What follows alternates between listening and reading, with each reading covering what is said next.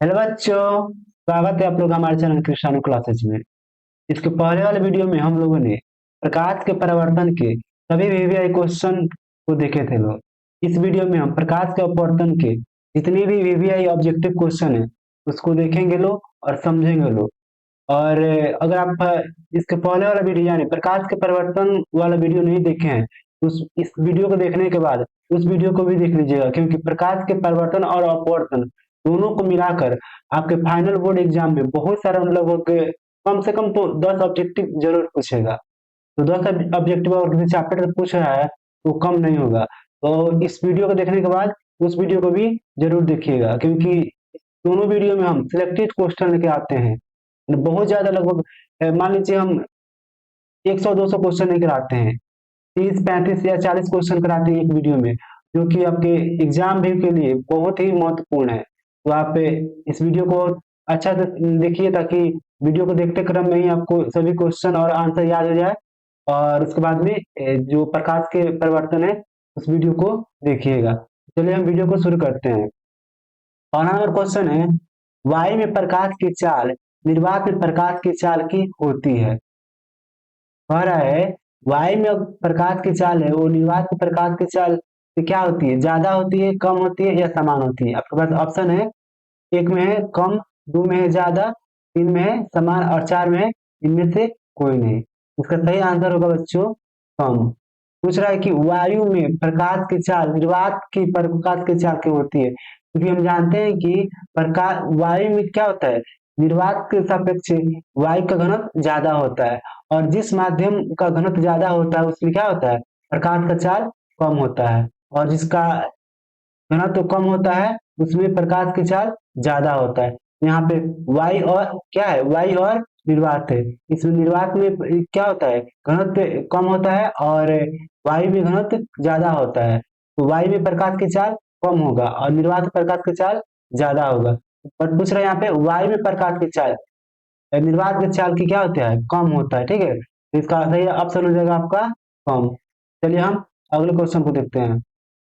दूसरा number question है, प्रकाश की चाल विभिन्न माध्यमों में होता है।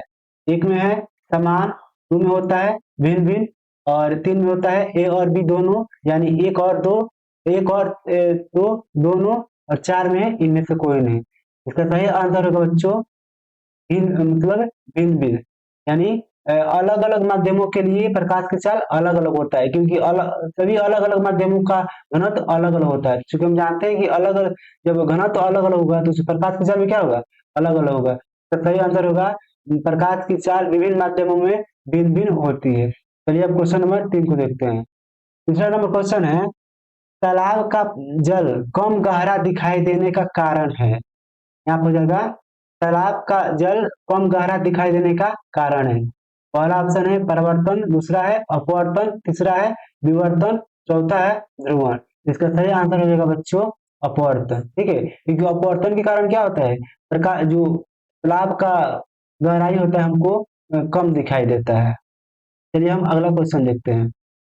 अगला क्वेश्चन है, किसी लेंस द्वारा उत्पन्न आवर्धन का एसआई मात्रक होता है। तो बताना है किसी लेंस द्वारा उत्पन्न आवर्धन का एसआई मात्रक होता है। एक में है मीटर, दो में है सेंटीमीटर, तीन में है मिलीमीटर, और चार में है मात्रक विहीन। इसका सही आंसर हो जाएगा बच्चों मात्रक विहीन। ठीक है, चलिए अब हम अगला क्वेश्चन देखते हैं।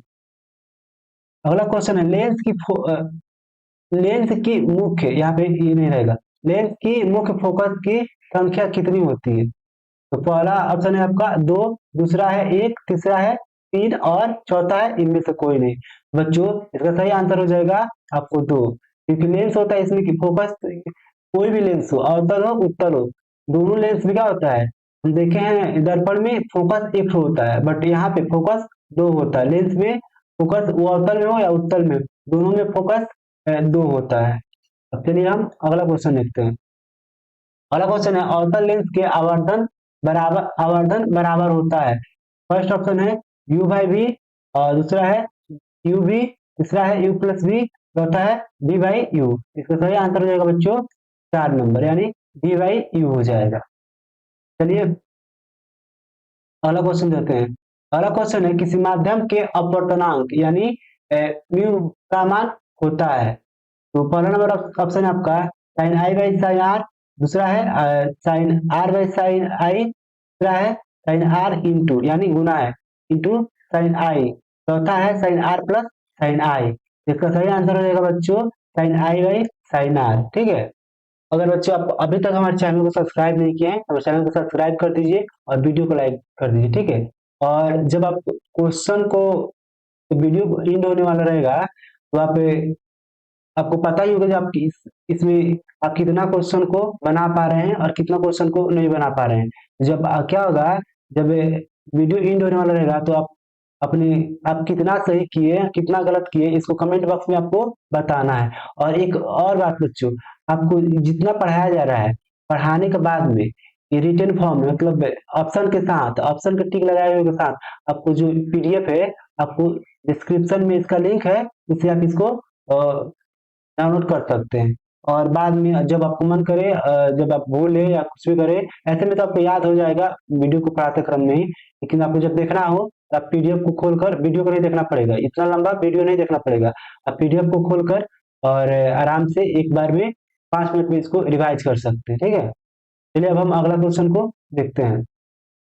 8वां नंबर क्वेश्चन है, निम्नलिखित में से किसका अपवर्तनांक सबसे अधिक होता है?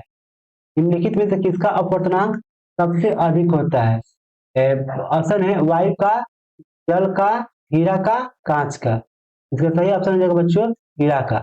यह क्वेश्चन बहुत बड़ा है तो आप इसको इस पे स्टार भी लगा सकते हैं, पे स्टार भी लगा। ऐसे में तो सब इसमें जितना भी क्वेश्चन लगाया गया है सब बहुत बार पूछा गया है, पूछा जाएगा और पूछा जाता है। तो इसमें का सब क्वेश्चन इंपोर्टेंट है, बट ये क्या है बहुत ज्यादा इंपोर्टेंट है, तो मान लीजिए 100% आएगा ही। तो इसका सही आंसर हो जाएगा हीरा का। चलिए अगले क्वेश्चन पर। अगला क्वेश्चन है, निम्नलिखित में से किस लेंस को अभिसारी लेंस कहा जाता है? तो पहला ऑप्शन है आपका उत्तल लेंस, दूसरा है अवतल लेंस, तीसरा है दोनों, चौथा है कोई नहीं। इसका सही आंसर हो जाएगा बच्चों उत्तल लेंस। अभिसारी लेंस किसे करते हैं? वैसा लेंस जो किरणों को क्या कर दे, समानांतर कर दे। ठीक है, तो कहा जाता है आपको सॉरी क्या करे एक जगह कर दे, बिखरे हुए किरणों को क्या करे एक जगह कर दे, उसे अभिसारी लेंस कहा जाता है। और अपसारी लेंस वैसा लेंस जो किरणों को बिखेर दे, यानी एक माध्यम से आ रही है उसको इधर उधर बिखेर दे। और अभिसारी लेंस किसे कहते हैं? वैसा लेंस जो कि भिन्न भिन्न दिशाओं से आ रही किरणों को एक जगह एकत्रित कर दे। यानी मान लीजिए यहाँ से आ रहा है, यहाँ से आ रहा है, तो क्या करे सभी किरणों को एक जगह कर दे। और ये क्या हो गया, ये हो जाएगा आपका अपसारी लेंस। अब सारी लेंस, ये क्या हो जाएगा आपका अभिसारी लेंस, अभिसारी लेंस। चलिए हम अगला क्वेश्चन को देखते हैं। 10वां क्वेश्चन है, निम्नलिखित में से कौन लेंस की क्षमता का मात्रक है? पहला है जूल, दूसरा है वाट, तीसरा है डायप्टर और चौथा है अग्र। तो इसका सही आप आंसर हो जाएगा बच्चों डायप्टर। 11 नंबर क्वेश्चन है, निम्नलिखित में से किस लेंस की फोकस दूरी धनात्मक होती है? निम्नलिखित में से किस लेंस की फोकस दूरी धनात्मक होती है? फर्स्ट में है अवतल लेंस, सेकंड में है उत्तल लेंस, थर्ड में है समतल लेंस और फोर्थ में इनमें से कोई नहीं। इसका सही आंसर हो जाएगा बच्चों क्या हो जाएगा उत्तल लेंस। उत्तल लेंस और उत्तल लेंस दोनों का जो फोकस दूरी होता है वो धनात्मक होता है। तो सही आंसर हो जाएगा आपको उत्तल लेंस। और 12वां नंबर क्वेश्चन है, निम्नलिखित में से किस माध्यम में प्रकाश के चाल अधिकतम होता है?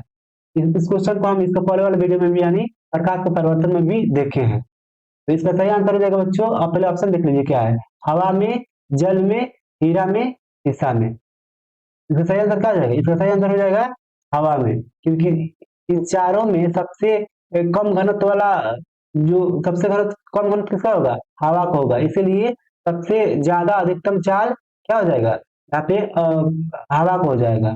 वहीं जब यहाँ पर एक और ऐड हो जाएगा, मान लीजिए निर्वात को हम ऐड कर देंगे, निर्वात को पांचवा ऑप्शन देकर हम निर्वात को ऐड कर देंगे, इसका सही आंसर क्या हो जाएगा? इसका सही आंसर रहेगा निर्वात में, क्योंकि इस पांचों में सबसे कम घनत्व किसका हो जाएगा? निर्वात का होगा। तो इसका घनत्व सबसे कम होगा, इसमें प्रकाश के चाल सबसे अधिक होगा।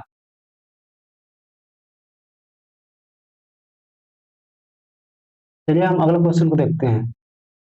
अगला क्वेश्चन है, शब्दकोश के छोटे अक्षरों को पढ़ने के लिए किस लेंस की उपयोग करना पसंद करेंगे?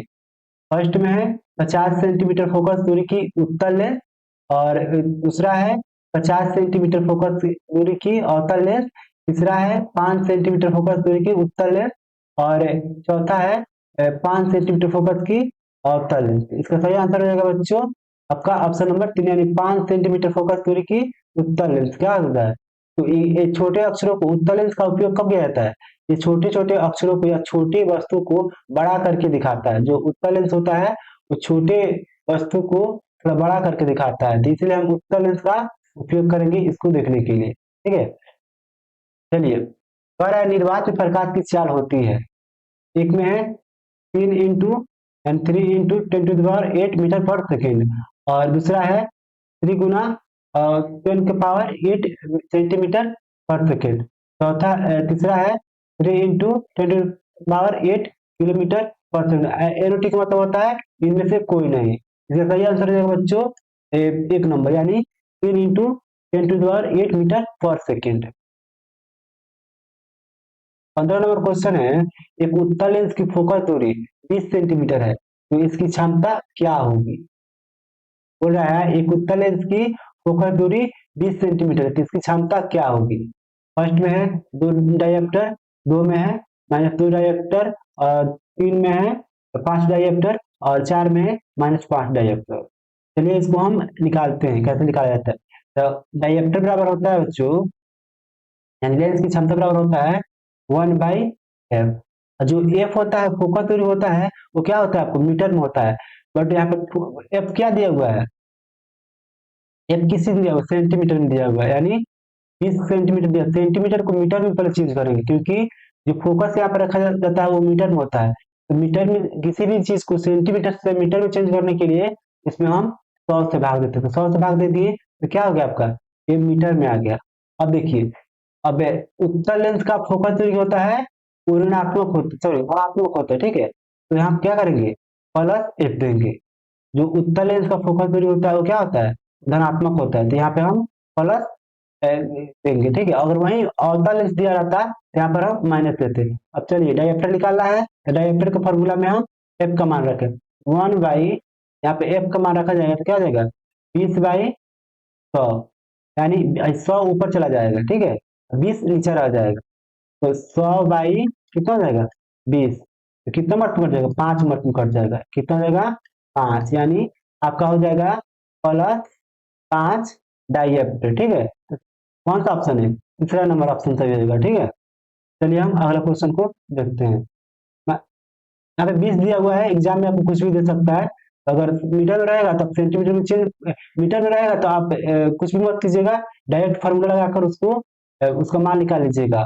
बट अगर सेंटीमीटर में दिया हो तो आप पहले मीटर में चेंज कीजिएगा, उसके बाद में फार्मूला को लगाकर डायप्टर को निकालिएगा।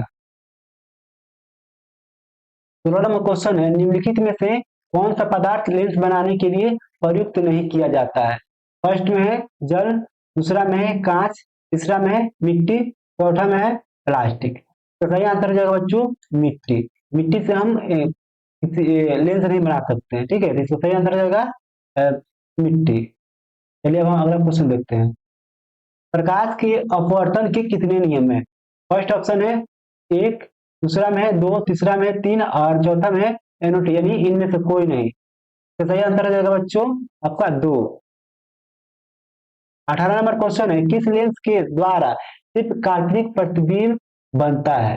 काल्पनिक प्रतिबिंब क्या होता है, सीधा प्रतिबिंब होता है। काल्पनिक प्रतिबिंब क्या होता है, सीधा प्रतिबिंब होता है। ठीक है, बताना आपको निम्नलिखित में से किसके किसके द्वारा सिर्फ काल्पनिक प्रतिबिंब बनता है। तो सही आंसर हो जाएगा बच्चों उत्तल लेंस। उत्तल लेंस के द्वारा क्या होता है, काल्पनिक प्रतिबिंब बनता है।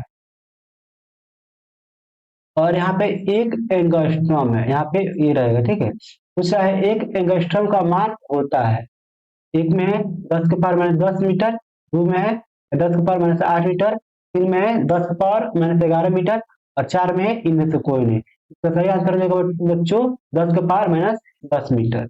एक एंगस्ट्रॉम बराबर होता है आपको 10⁻⁻10 मीटर। 20 नंबर क्वेश्चन है, एक उत्तल लेंस होता है, बताना है एक उत्तल लेंस क्या होता है। एक नंबर में दिया हुआ है सभी जगह समान मोटाई के, दो में है बीच की अपेक्षा किनारे पे मोटा, और तीन में है किनारे की अपेक्षा बीच में मोटा, और चार में है इनमें से कोई नहीं। वजह उत्तल लेंस कैसा होता है? उत्तल लेंस ऐसे होता है, क्या होता है? तो मतलब है किनारा पर पद क्या होता है? पतला होता है और बीच में मोटा होता है। तो हम क्या लिखेंगे? किनारों की अपेक्षा बीच में मोटा, यानी इसका सही आंसर जाएगा ऑप्शन नंबर 3 हो जाएगा, किनारे की अपेक्षा बीच में मोटा। 11 है, किसी वस्तु का वास्तविक प्रतिबिंब समान आकार का प्राप्त करने हेतु बिंब को उत्तल लेंस के सामने कहाँ रखा जाता है? तो क्वेश्चन कह रहा है किसी वस्तु को, मान लीजिए कोई वस्तु है, इसका उसी मान लीजिए 5 मीटर का है, तो हमको 5 मीटर का ही उसका प्रतिबिंब चाहिए। तो इसको हम उत्तल लेंस को उत्तल लेंस पर कहाँ रखेंगे? फोकस पर, वक्रता केंद्र पर, अनंत पर, और चार में है प्रकाशीय केंद्र पर। तो सही आंसर हो जाएगा आपका वक्रता केंद्र पर। लेंस में हो या लेंस में हो या दर्पण में हो, अगर वस्तु का समान आकार की लंबाई चाहिए आपको, तो उसको टी पर रखना पड़ेगा, यानी वक्रता केंद्र यानी आर पर रखना पड़ेगा। आर पर रखिएगा तभी क्या होगा, आपका जो वस्तु का समान आकार का क्या मिलेगा? प्रतिबिंब मिलेगा। 22 नंबर क्वेश्चन है, उत्तल लेंस द्वारा आवर्धित आवर्धित काल्पनिक प्रतिबिंब कब बनता है? जब वस्तु है। कह रहा है उत्तल लेंस द्वारा आवर्धित काल्पनिक प्रतिबिंब कब बनता है? जब वस्तु है। कहने का मतलब है यहाँ पे आवर्धित मतलब बड़ा, और काल्पनिक प्रतिबिंब का उत्तल लेंस कहाँ रखा जाता है वस्तु को, कि वस्तु का प्रतिबिंब बड़ा हो और क्या हो? काल्पनिक हो। तो पहला नंबर है अनंत पर, दूसरा है फोकस और लेंस के बीच में, तीसरा है फोकस पर, और चौथा है फोकस और वक्रता केंद्र के बीच में। इसका सही आंसर हो जाएगा बच्चों फोकस और लेंस के बीच में, फोकस और लेंस के बीच में। 23 नंबर क्वेश्चन है, निम्नलिखित में से किसी वस्तु का वास्तविक प्रतिबिंब कौन बना सकता है? वस्तु का वास्तविक प्रतिबिंब कौन बना सकता है? उत्तल लेंस, अवतल लेंस, दोनों, इनमें से कोई नहीं। वास्तविक प्रतिबिंब बनाने के लिए हमको उत्तल लेंस की जरूरत होता है, ठीक है। तो इसका सही आंसर हो जाएगा उत्तल लेंस। 24 नंबर क्वेश्चन बच्चों, किसी बिंदु वस्तु से निकलकर किरणें किसी लेंस से अपवर्तित होकर जिस बिंदु पर मिलती है उसे कहते हैं, तो क्या कहा जाता है? फर्स्ट में वक्रता केंद्र, दो में है प्रति, यहाँ पे तीन ही रहेगा प्रतिबिंब बिंदु, और तीन में फोकस, चार में प्रकाश बिंदु। इसका सही आंसर रहेगा बच्चों फोकस। परिवर्तन में हो या अपवर्तन में, जब वस्तु परिवर्तित या अपवर्तित होकर जिस बिंदु पर मिलती है उसे क्या कहा जाता है? फोकस कहा जाता है। 25 नंबर क्वेश्चन है, फोटोग्राफी कैमरा का अभिदृश्यक होता है अवतल दर्पण, अवतल लेंस, उत्तल लेंस, अवतल लेंस। क्या होता है? जैसा ही आंसर रहेगा उत्तल लेंस। उत्तल लेंस से क्या होता है कि फोटोग्राफी कैमरा में उत्तल लेंस का उपयोग किया जाता है। अब यहाँ पे आ गया, किसी गोलीय दर्पण तथा किसी पतले गोलीय लेंस दोनों की फोकस दूरी -15 सेंटीमीटर है।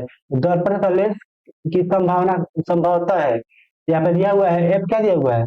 एफ दिया हुआ है -15 सेंटीमीटर दिया हुआ है। तो यहाँ पे इसको नहीं देखना है, देखना है आपको चिन्ह को, माइनस या प्लस।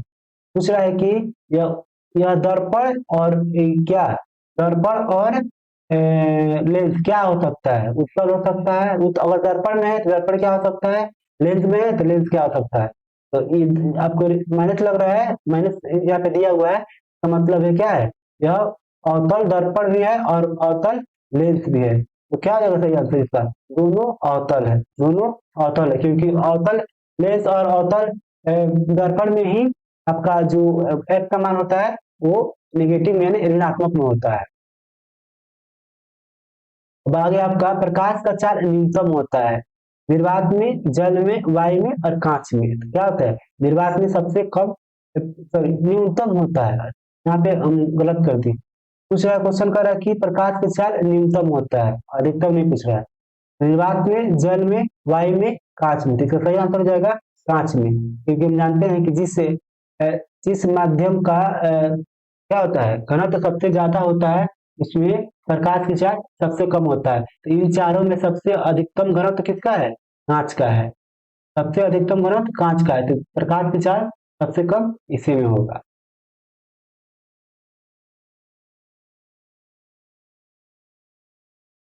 28 नंबर क्वेश्चन है, एक पारदर्शी गोलीय कवच की बाहरी त्रिज्या 20 सेंटीमीटर है तथा भीतरी त्रिज्या 19.8 सेंटीमीटर है। त्रिज्या आपतित आपतित प्रकाश के लिए यह कैसा व्यवहार करेगा?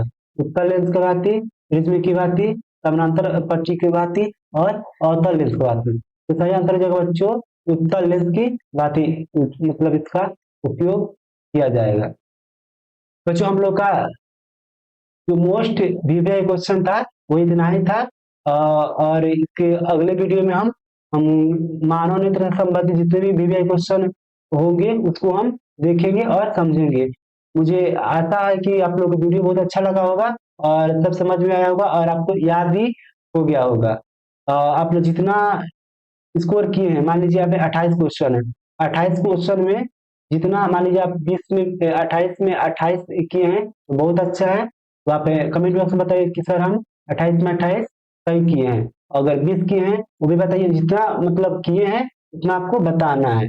और मान लीजिए कोई क्वेश्चन समझ में नहीं आ रहा होगा तो बताइए कि सर कि कोई ये क्वेश्चन क्वेश्चन नंबर 28 या क्वेश्चन नंबर 20 हमको समझ में नहीं आ रहा है, ठीक है। और बताइएगा लोग कि आप लोग कहाँ से हैं लोग, ताकि हम लोग ये भी जान पाए कि हम लोग का वीडियो कहाँ कहाँ पहुंच रहा है। और आप लोग को कौन सा चैप्टर का और वीडियो चाहिए और कौन सब्जेक्ट में आपको वीवीआई ऑब्जेक्टिव क्वेश्चन चाहिए, जो कमेंट बॉक्स में बताइएगा लोग, ताकि हम लोग उस पर काम कर लो और आप लोग के पास वीडियो बनाकर भेजे लो। और है कि अगर हमारे चैनल को सब्सक्राइब नहीं किया तो सब्सक्राइब कर लीजिए लो अभी तक, और वीडियो को भी लाइक कर दीजिए लो और अपने दोस्तों के पास इस वीडियो को शेयर कर दीजिए लो। और क्या है, और आप लोग को जो नोट्स है पीडीएफ फॉर्म में आपको दिया जा रहा है कमेंट बॉक्स में, तो यहाँ से आप पीडीएफ फॉर्म में नोट्स को डाउनलोड कर सकते हैं। और एक और खास बात, हम लोग के चैनल पर 9th और 10th का, क्लास 10th और 9th का जो एनसीईआरटी मैथ के सभी सॉल्यूशन को डाल दिया गया है। तो आपको जिस भी चैप्टर में दिक्कत हो रहा है उस चैप्टर को जाकर खोलकर आप वीडियो को देख सकते हैं।